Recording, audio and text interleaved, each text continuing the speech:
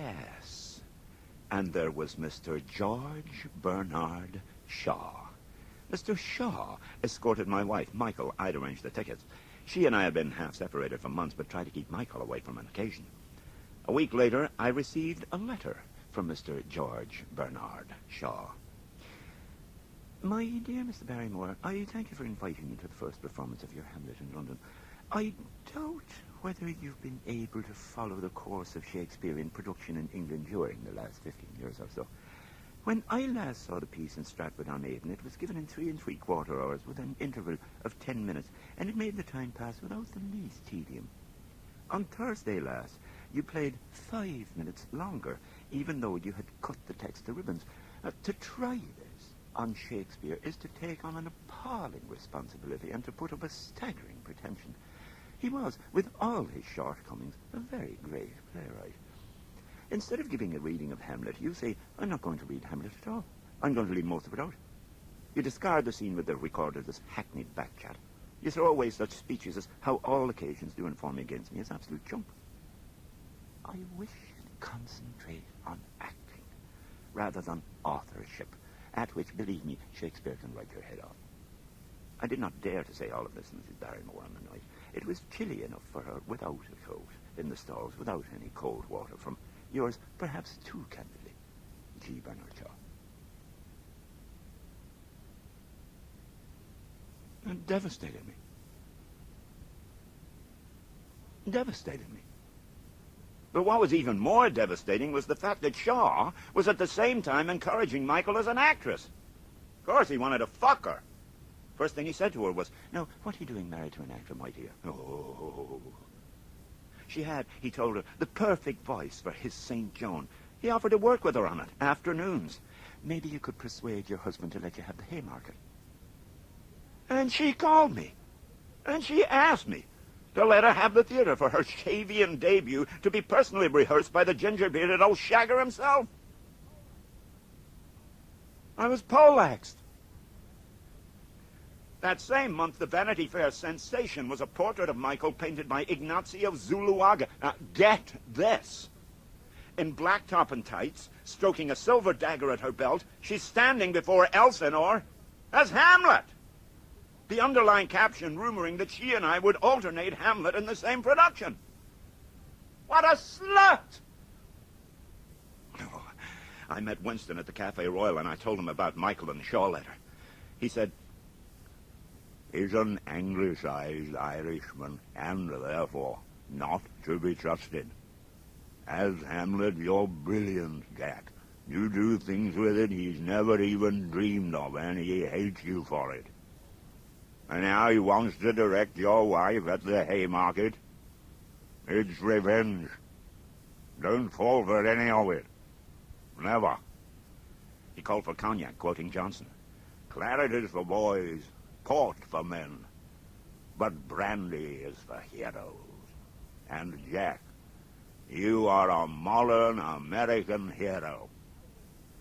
Well, I thought, the hell with you, George Barnyard Shaw. And every time I had to begin the Rogan peasant slave soliloquy, I heard Winston.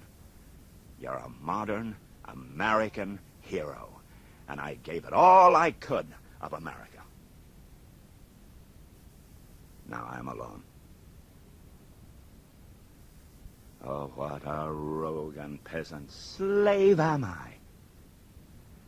Is it not monstrous that this player here, but in a fiction and a dream of passion, could force his soul so to his own conceit that from her working all his visage waned, tears in his eyes, distraction in his aspect, a broken voice, and his whole function suiting with forms to his conceit, and all for nothing? For Hecuba. What's Hecuba to him, or he to Hecuba, that he should weep for her? What would he do had he the motive and the cue for passion that I have?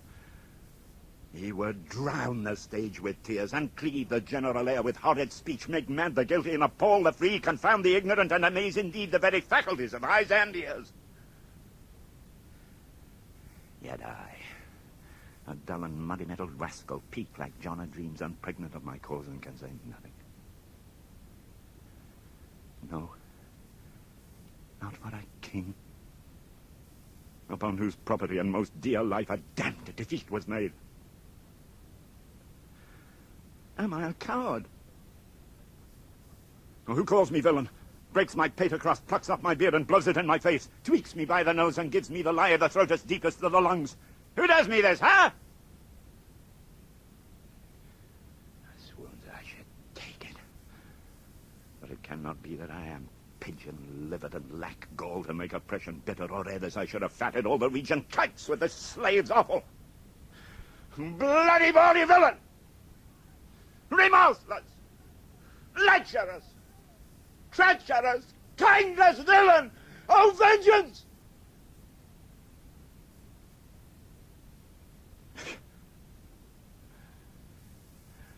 Aye, what an ass am I.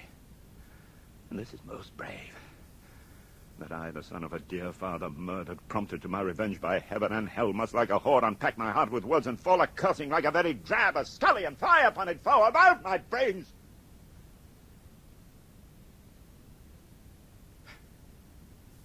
I have heard that guilty creatures sitting at a play have by the very cunning of the scene been struck so to the soul that presently they had proclaimed their malefactions. For murder, though it have no tongue, will speak with most miraculous organ. I'll have these players play something like the murder of my father before mine uncle. I'll observe his looks, I'll tempt him to the quick, if he do blench. I know my course.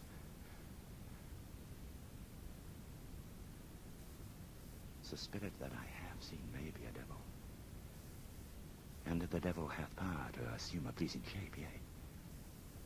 And perhaps, out of my weakness and my melancholy, as he is very potent with such spirits, abuses me to damn me.